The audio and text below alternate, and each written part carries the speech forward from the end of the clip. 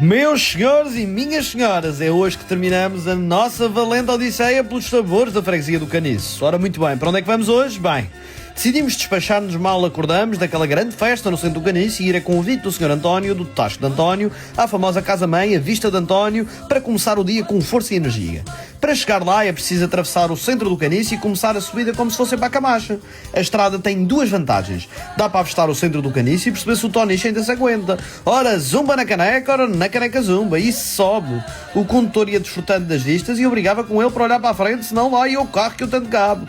Certo era de compreender de imediato o porquê de se espantar. As vistas eram maravilhosas e por momentos a veia de rally deu-lhe para puxar um pouco mais pelo carro, mas esqueceu-se da curva cotovelo da estrada Engenheiro Abel de Freitas e quase dançamos o balinho dentro do carro. Ao entrar, paramos o carro mesmo no estacionamento do restaurante, lemos um letreiro que informava de que era uma churrascaria e, como já devem calcular, o Feminhas deu graças ao senhor e esfregou as mãos. No interior fomos acolhidos de imediato pela Sra. Fernanda e o Sr. Abreu, que fizeram questão de mostrar-nos o espaço, começando pela área do bar, onde nos deparamos com um espaço acolhedor, com boa luz, arejado e onde a homenagem ao vinho começava a impor-se. Passamos para a sala principal, onde o aroma criava água na boca, com o sabor do churrasco já a preencher a nossa alma. O espaço está extraordinariamente bem decorado e tudo ele parece uma casa antiga, desenvolvendo-se a partir da sua ampla adega. Levaram-me até à adega, que estava completamente preenchida de bons vinhos, sendo encaminhados para a nossa companheira de hoje, produzida pelo próprio Sr. António, herdade dos Grós de António, um alentejano de 2021. Já na mesa começamos exatamente pelo vinho, para preparar o palato para o Festival de Carnes que aí vinha. O vinho tinha uma tonalidade maravilhosa e o pulsar daquele aroma nos nossos olfatos já por si indicava de que não era uma pomada qualquer. Aragonês, Toriga Nacional, Alicante Monché e Cirá, e o que Cirá. Que pomadão! A Vista de António claramente sabia o que estava a fazer e nós seríamos uns sortudos, ainda por cima iam dar-nos a provar um bocadinho de tudo, até enchidos os via preparar e as famosas salsichas que só ali se comem. Não se preocupem que os nossos estômagos estão do tamanho do Caniço e Santo António nos valha. Vamos a isso! Comecemos pelas salsichas da Vista de António. Não sabia o que vos dizer, a não ser que excelência devia ser o segundo nome desta iguaria. A salsicha saborosa estava tostadinha e crocante com um travo único e inesquecível. Demos por nós a lutar por mais salsicha com o Paulo Blume a discutir a ver quem é que tirava mais rodelas. E eu simplesmente a cumprimentar os colaboradores, tecendo inúmeros elogios.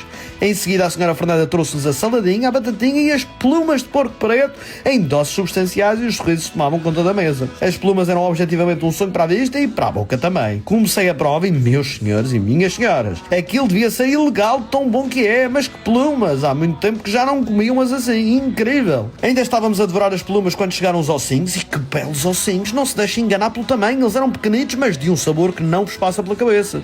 As batatinhas caseiras fritas eram um ótimo acompanhamento e fizeram pandan com frangão que nos acabava de chegar, outro para a coleção. Há frangos, há senhores frangos e há o frango da Vista de António, era tenrinho. A procissão prosseguiu, avisei que era um festim de carnes, depois começou a dançadeira entremeada que vinha douradinha só para nós. Eram pedaços enormes de entremeada e eu ia cantando e tudo até começar a prová-la. Quando a provei, nem um som saiu da minha boca, era extraordinária, divinal. Eis que chegou a cabeça de cartaz, o entrecostado de António, e posso dizer-vos que só pelo aspecto já justificava toda a azáfama que se criou à volta desta iguaria. Quem nunca ouvi gabar este entrecosto? E com razão, ao provar este belo pedaço de carne fui conquistado de imediato. Cada dentada era melhor que a anterior e o Feminhas rapava como se fosse uma motosserra. Acho que nem o osso fiqueou. Por último, o Sr. Abreu chamou-me ao churrasco para vê-la cortar a nossa picanha e parecia que voltava a ver o Ricardo Carvalho a jogar. Era com cada corte limpo, Nossa Senhora! A carne mantinha aquele vermelhão com o sangue a escorrer e eu, apesar de estar quase satisfeito, de repente parecia que estava faminto. Apaixonei-me por aquela picanha e ainda bem que guardei um espacinho para ela porque aquilo foi mágico, mas que maneira de terminar o certame. Das melhores picanhas que já comi na vida. Para terminar chegou um mix de sobremesas para adoçar a boquinha, preenchidos por tarte de queijo fresco, tocinho do céu, sorvete de pitanha e sorvete de lima-limão. E posso garantir-vos que eram todas caseiras e qualquer uma delas ideais para terminar em beleza a vossa refeição na Vista de António. Cortam bem toda aquela carne e preenchem o coração com um docinho e um fresquinho saborosíssimo. Mal acabamos a nossa refeição, restou-nos apenas agradecer à Sra. Fernanda e ao Sr. Abreu e, claro, ao Sr. António, desejando-nos uma continuação de sucesso, porque esse já era evidente. Que vista! Ao sair do restaurante aproveitamos para ir dar umas voltas de carro lá por cima, encontrando o estádio do Grupo Recreativo Cruzado Canicense, um clube com 87 anos de história e que orgulha o Caniço. Saímos do carro e fomos observá-lo, tendo a sorte de ver uns jovens atletas a testar a sua força e precisão, jogando aos cruzamentos e finalizações. A malta da estrada gosta de futebol e, como já vos tinha dito, um dos nossos elementos jogou efetivamente no Canicense e por isso aproveitou para recordar-se dos velhos tempos onde o seu joelho ainda fazia 180 graus. Encontramos nas nossas voltas uma antiga carrinha Mercedes, lindíssima, transportando-nos para um cenário texano, surgindo a oportunidade de tirar umas belas fotos, pois como já devem ter percebido, também gostamos de carros. Um pouco depois, não sei como, o condutor lá com as suas certezas foi dar uma estrada qualquer lá para o meio, direcionando-nos depois para a estrada dos Moinhos. E eu ia atrás e ouvia o Fominhas a discutir com ele sobre o trajeto e vice-versa. Um bom madeirense gosta sempre de ter razão quanto às estradas. Aliás, só ele tem razão quando se trata de ir do ponto A para o ponto B. E por isso podem haver mil maneiras de ir, mas só uma estará correta para o madeirense. Se quiserem acalmar a discussão, meia poncha deve ser suficiente. O sol batia no nosso Starlight e a rádio tocava o Send Me Some Lovin' do Otis Redding e assim íamos desfrutando daquele passeio cruzando moradias elegantes preenchidas por palmeiras e flores e canasvieiras como se de um sonho tratasse. Foi aí que avistamos um moinho e decidimos dirigir-nos para o parque de estacionamento. O moinho é uma casa gastronómica no Caniço que já muita gente nos tinha falado. Não conhecíamos e nunca lá tínhamos ido, mas já tínhamos ouvido falar maravilhas e queríamos comprovar. Aliás, o trabalho é esse, é comprovar e provar e provar e assim sucessivamente. Sem querer começamos a fazer a entrada pelas traseiras, mas que trapalhões! Desta vez quem surpreendeu fomos nós. Comecei por cumprimentar o Sr. Feliciano, que estava na cozinha, ocupado com os vários pedidos que lhe chegavam, mas que muito amavelmente parou o que estava a fazer e falou connosco, encontrando-nos uma mesa de imediato. Não conseguia acreditar quando via a vista do espaço. Era uma daquelas vistas inimagináveis e não acredito que não conhecia um moinho. O espaço era maravilhoso e a decoração fazia-nos viajar sem sair do lugar como se estivéssemos no paraíso dos comes e bebes. Os candeeiros criavam uma atmosfera calorosa, misturando-se com a infinitude das canas que cobriam o teto, teletransportando-nos para uma paisagem interior de uma Bali, ou talvez lá ou Camboja, preservando igualmente pormenores que são nossos, que são madeirenses. E ao longo do espaço, as flores e plantas espalhavam-se, transformando o moinho num jardim. Fui à cozinha conhecer melhor o Sr. Feliciano e observar de perto a maneira como trabalhava e apercebi-me que, para além de proprietário, era chefe. E um chefe com muito amor pelo que faz e pela gastronomia nacional e insular, algo que claramente o distinguia. E a apresentar-nos um bacalhau no forno a lenha com batatinha e ainda uma mendinha assada, mostrando-nos inclusive as duas propostas a serem cozidas nesse enorme forno de lenha. Contou-nos ainda que a maioria dos temperos, legumes e hortícolas utilizados eram cultivados na horta do restaurante, convidando-nos a descobri-la, até porque íamos ser surpreendidos. Assim descemos umas escadinhas e começou a surpresa. Deparamos com uma pitoresca capela que pertence ao restaurante, uma edificação religiosa de uma beleza inconfundível e que nunca sequer imaginamos que ali existia. À medida que percorria os terrenos, deparei-me com toda essa horta, de onde vinham os produtos, e ainda com um pequeno palheiro em jeito de casinha de Santana, onde habitava uma série de ovelhinhas e um burro, que surgia para nos cumprimentar. Era extraordinário ver como o burro era amiguinho das ovelhas e quase que protetor delas. O Sr. Feliciano tinha razão, o que não faltavam era surpresas por ali. Ao voltar à mesa, o Quinta da Leda de 2020, tinto do Douro, já estava a ser servido e já pressentíamos que seria mais um valente analgésico para ajudar-nos a apurar os nossos sentidos para o que estava a ser preparado. A cor era fantástica, o aroma refrescante e o travo goloso à primeira gota, e no instante chegou-nos a nossa entrada bem madeirense, as ovas de espada. Acho que nunca revelei isto, mas creio que a minha iguaria madeirense favorita são as ovas, e o moinho consegui deixar-me rendido. A dose era bem preenchida e dava para todos provarmos um pouco, e o tempero era uma maravilha, assentando que nem uma luva naquele valente prato. Fiz-me ao bolinho do coco, que tinha acabado de chegar, tostadinho no forno, pronto para molhar no molhinho e aconchegar as minhas ovas. Maravilhoso, inexplicavelmente saboroso, e só pelas ovas já tinha valido a pena ir ao moinho. Entretanto, observamos o Fominhas que comentava os aviões que cruzavam as telas em vidro, que cercava todo o nosso olhar, e ficamos a fotografá-los e a filmá-los, e quando damos por nós a travessa das ovas, já era! O espetalhão distraí. A mendinha chegou ainda à ferver e o Sr. Feliciano fez questão de nos explicar alguns detalhes, não revelando, claro, o seu segredo. Nem queria que revelasse, porque assim há sempre maneira de voltar. Ver a carne a fervilhar e aquela batatinha apetitosa que a abraçava era uma pintura para a nossa visão. O Scooby tocou no barro e virou lobo com tanto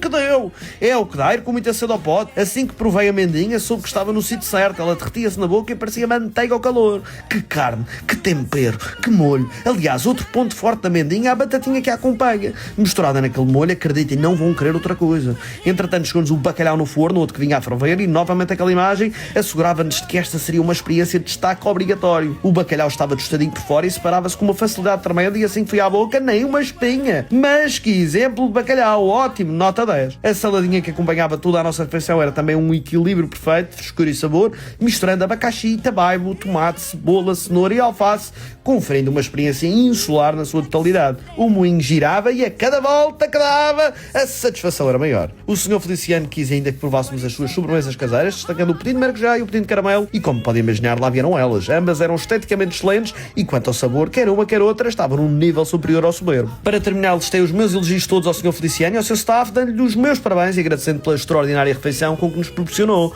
que o moinho nunca para de girar. Após sairmos do moinho, a malta queria muito ir tomar um copo e lembramos do espaço ideal para ser feito, e era a caminho do centro onde tínhamos o nosso alojamento. Então lá fomos nós de volta para o carro em direção ao Village Pub.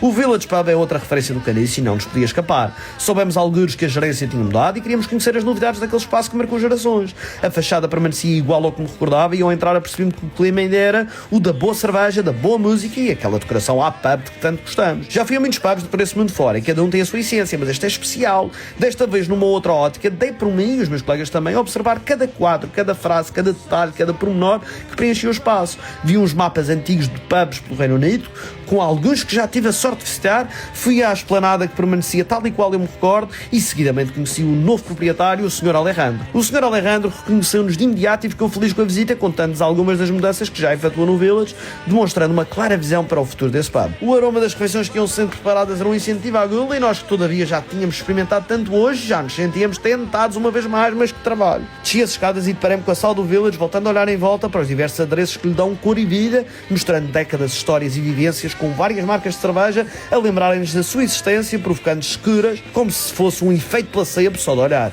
Aquele pub é um hino aos pubs e senti um pouco de tudo. Senti Edimburgo, senti Dublin, senti Galway, senti Bavária, senti Londres, senti-me nos anos 50, nos 80 e senti-me no presente e eventualmente no futuro. Há uma nova adição no Village, uma adega climatizada com bons vinhos, uma boa aposta da nova gerência. O madeirense é fã de vinhos e quanto a isso não tenho dúvidas e provavelmente para combinar com algumas das novas especialidades faz sentido haver esta opção. O Sr. Andrés, irmão do Sr. Alejandro, deu-nos a conhecer as diversas variedades de vinhos, recomendando-nos um verdelho da adega maior e por isso fomos à adega buscá-lo, guardando-o para acompanhar algumas iguarias que viriam para enxugar. Como lhes tinha dito que vínhamos para tomar uns copos, o Village quis-nos surpreender e trouxe-nos alguns dos seus cocktails, começando pelo gin, concebido e apresentado de uma forma super original, com a garrafa da tónica dentro do copo de balão de gin. Espetacular! Soubemos que há outra bebida, o Coronita Sunset Gin, onde é uma corona que vai dentro do gin e pelo que ouvimos dizer é outro truque de magia do Village. Aliás, há mais com a conjugação de Coronita e outras bebidas sem ser gin, como a Blackberry Dreams, a Sunrise, a Winter Sunset e a Solstice, e qualquer uma delas pareceu-nos tremendamente encantadora. Veio também uma Guinness e ainda um cocktail digno de uma publicação no Instagram e que imagem. Comecei por experimentar aquele gin e se dizem que o mar lava a alma, aquele gin lavou a alma e o sol que ficou do mar. Lavou tudo, que sabor! A maneira como adornam aquele gin foi única e tive de saber o que é que levou, e já sei, mas não vos posso dizer, desculpa. Em seguida fui ao tal cocktail que vos falei, feito especialmente para nós, e fui novamente surpreendido. Não sabia que o Village agora também era perito em cocktails e só nisto já tinham ganho um cliente. Não é que de repente aterraram na mesa umas salsichas alemãs de qualidade e umas asinhas de frango com o molho do Village, mais umas batatinhas. Ui, não acredito que vamos comer outra vez. Vamos a isto. Posso dizer-vos que as salsichas são de destaque, sente-se o sabor alemão e eu quase fazia o olé, a tirolesa. O meu paladar falou sozinho e disse Dankeschön.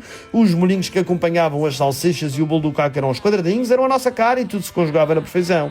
As asinhas eram fenomenais e o molho do Village uma delícia que fazia lembrar a barbecue, mas superior, e não sabem como é que conseguiram aquele efeito, sei é que funciona e de que maneira, andou tudo. Fui até o andar de cima dizer ao Sr. Alejandro que estava espantado e estava de parabéns e aproveitei para espreitar mais umas iguarias que nos estava a preparar e já sabia que os comelhões iam devorar aquilo tudo.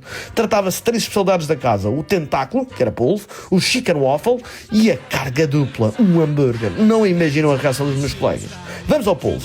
O tentáculo grelhado no churrasco regado com uma maionese de anchovas e alcaparras possuía uma estética visual avassaladora e o sabor era genial, combinando a qualidade do polvo terrim com a qualidade do molho proposto pelo Village. O verdelho adega maior combinava de um modo prazeroso, acentuando a nossa experiência degustativa e realmente foi uma bela escolha. O carga dupla, o famoso hambúrguer do Village, para além de ser enorme e justificar o nome, era apetitoso e guloso e só de pensar nesse hambúrguer, quem me dera estar novamente lá sentado a desfrutá-lo. Era tão grande que não me atrevia a tentar colocá-lo tudo na boca e usei os talheres. O sabor é um forte até choras e o Scooby-Doo roubou-me de imediato. Faltava provar o chicken waffle, onde um crocante de frango misturava o sal com o doce do waffle, uma mistura invulgar, mas que funciona. E mais uma pitada de originalidade por parte do novo proprietário do Village. Este espaço é uma caixinha de surpresas, até fizemos um brinde. Por último, chegou-nos a afamada sobremesa do Village, o doce no ponto Kinder Bueno, que também pode ser de Kit Kat ou de Oreo, e ainda o Petit Gâteau, e acreditem no que eu vos digo, se gostam de sobremesas é um dever experimentar estas. Nós estávamos completamente satisfeitos e fizemos o nosso último esforço e garanto-vos, valeu a pena cada colherada.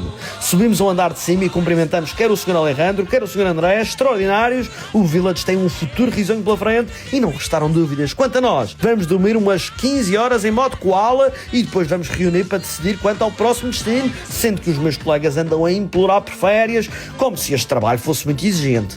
Decidi na mesma libertá-los durante 2 semanas, por isso voltamos dia 25 de setembro. Sim! Já temos!